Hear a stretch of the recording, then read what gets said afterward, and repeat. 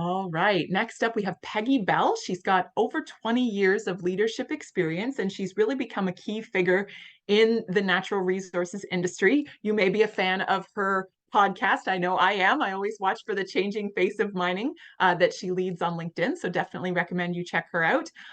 She really excels in creating this change narrative. She's capturing all of these different conversations, not only around talent development, but also in communications, business innovation, and she leads an organization called Resource Becoming, where she is driving that evolution for the resource-based industries. And most recently is beginning to focus on talent attraction, specifically a tool that really focuses on evidence-based or science-based methods for making workplaces measurably better places for people to work in.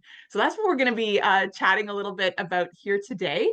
And Peggy, generally, she's renowned for her leadership, planning, financial acumen, and she herself is a leader of diverse teams. So she's really a great person for us to be speaking with when we're thinking about that leadership capacity to attract and retain those teams through significant change and market growth and all of those other challenges and disruptions that we're talking about a little bit. So welcome, Peggy. Thank you so much for being with us. Thanks, Erica. That was like such a lovely introduction, way better than what I wrote. So I appreciate it. We do what we can, we like to create that space. And I think Eamon did such a nice job talking about the importance of celebrating everything that's going right and everything that we're doing well.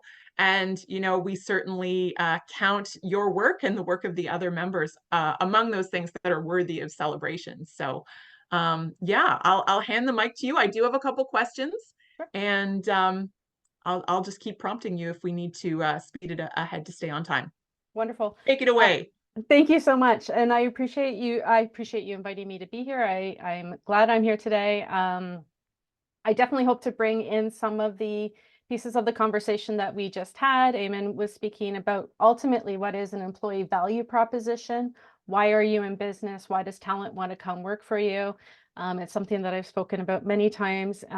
And this will really lead into what is that employee value proposition. And if you haven't gone through that exercise, then yeah, this is totally different plug for me, but please reach out, because that's another thing I do is I work with employee value propositions and communicating those not only to talent externally, but also talent internally and also your stakeholders.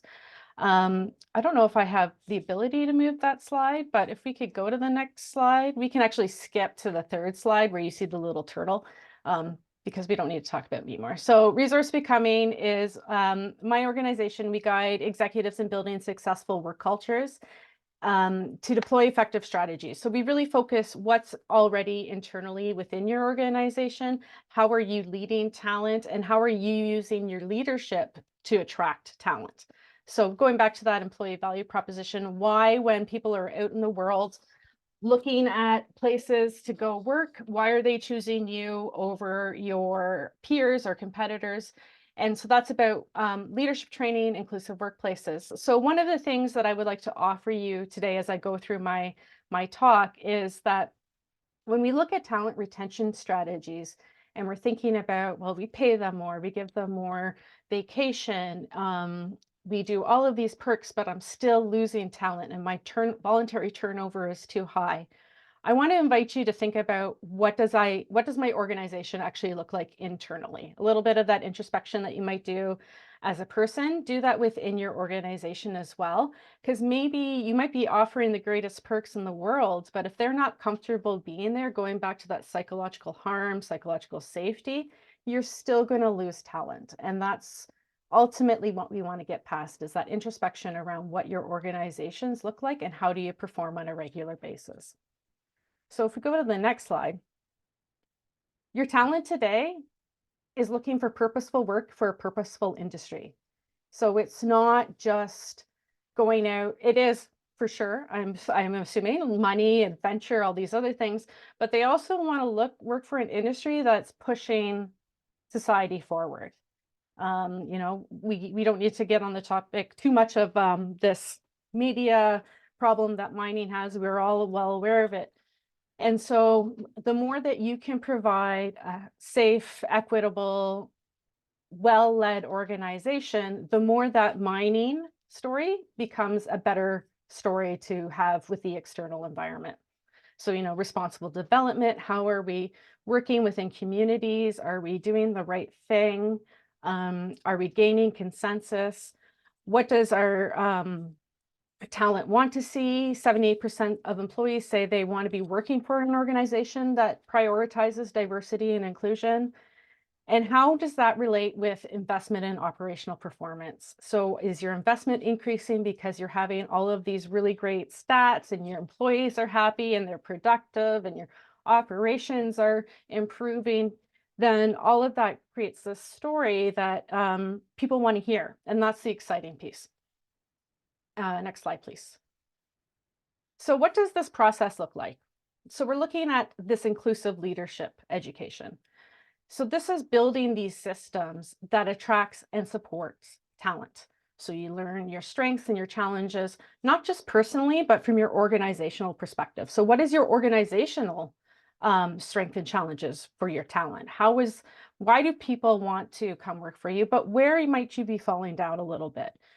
Do you have some systems that need to be upgraded? What are we looking at? And then we could be talking to some of my colleagues that are on the call today that we could work together to bring that together. Do you have a culture of inclusion and belonging? And how are you measuring that? Are you doing the 1 day a year where you look at your employee engagement? That's maybe not the best way to do that because you're catching your employees potentially on a bad day. And ultimately, they might really love working there. But if you're only surveying them 1 day a year when they've had a bad day, then that might be reflective in those results. So we have this leadership education program that's delivered in French, English, and Spanish. And it's 6 modules. We'll get into that in a second. But then you can start to measure and improve your competencies. You can understand where your leadership sits. You can begin to realize real outcomes as far as productivity, technology adoption, all of these other pieces, and then you start to communicate your success. So that's that whole process. Next slide, please. So this is a bit of a similar one that we just saw as far as that Maslow hierarchy of needs. The health of the organization looks like basic survival through to drive. And then the more you move up into that drive perspective, you're increasing productivity, optimization, and success. So oftentimes we look at our talent and say, we want them to take ambition and enthusiasm. We want to grow this and have some follow through.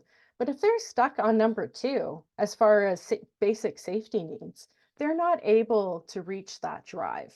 So there's a bit of a gap. We can't always expect talent to come in and be incredibly invested if they don't have safety needs met first, if they don't have feelings of belonging and we don't have inclusion.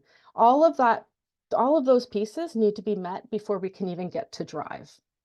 And those are some of those metrics that we can look at measuring to help you understand the health of your organization. Next slide, please. So what's in it for me, what's in for the organization, and what's in it for us together? These are those 6 courses that I was just talking about. Your organization needs is the first bit, and that's how do you build inclusive teams that result in community and drive? So you learn about the difference between diversity and equity. You're building some competencies around authentic leadership and some active listening. But ultimately, your leaders, you want them to be invested in the health of your organization, success of the organization too. So how about we start to look at personal growth as well? So you have to understand yourself. We're not going to ask anybody to journal unless you want to, but you have to maybe develop those skills around introspection and understanding why some projects may not be successful and why you are having that turnover potentially.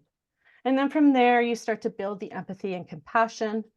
And then finally, what's in it for us together is really where you start to look at how you are interacting with your employees and how you are developing that talent. And what are some ways of the powers of communication around that? Next slide, please. And then the final slide, this is the fun piece. This is where we start to measure that competency.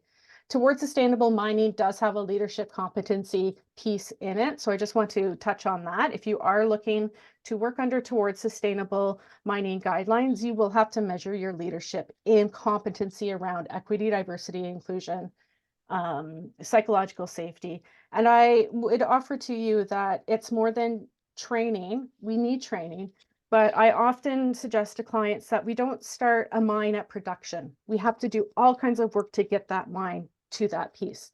And so what Resource Becoming does all of that work. We do the feasibility studies, we do the exploration, we do all of that so that you can really put the work that Mindshift and other organizations are doing to the best use and will have the most effective outcomes. So this is a 360-degree measurement of your leadership. You're looking at things like self-awareness, self-acceptance, resilience, problem solving, integrity, and you are measuring your leaders. The leaders are measuring themselves, and any gaps that might be there, we can start to fill in, coaching, workshopping, and we build a more resilient organization. And ultimately, we want to see that happen.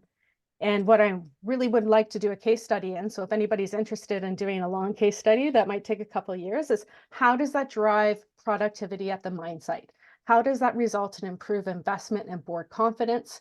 Because your global reporting initiative stats are going up, because you have less turnover, and you're building a culture that attracts the brightest above your competition. That's what I do. So please ask questions, comments, thoughts. Yes, if anyone has questions for Peggy, please pop them in the chat.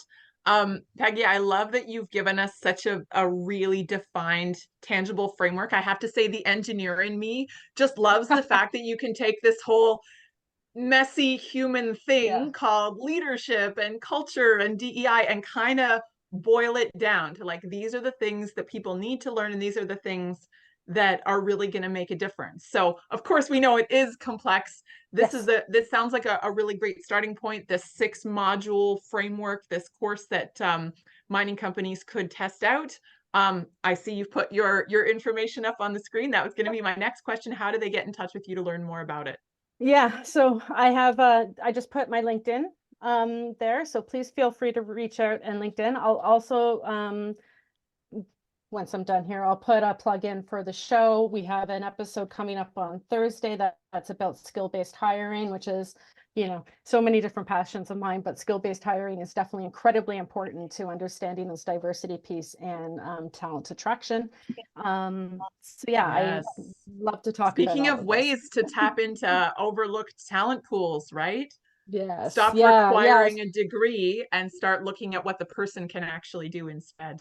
Yes. And what is the bare minimum? Like, how can we bring these people or this talent into the organization and train them to be incredibly successful employees? And that, results in higher engagement, higher retention, all of that other fun stuff that we're talking about today.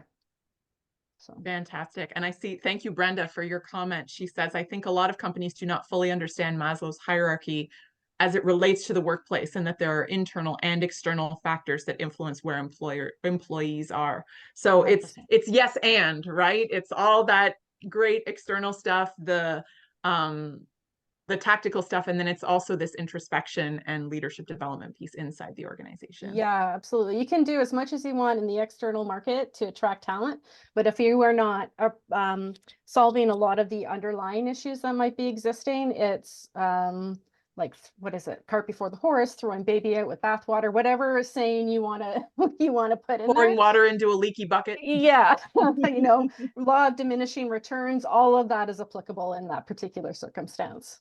Fantastic. Well, thanks so much for presenting a solution for our consideration, Peggy. Really, really well done and interesting stuff. And yes, anyone who would like to get in touch with Peggy to talk about the many things she does, please do that. Thanks for being with us, Peggy.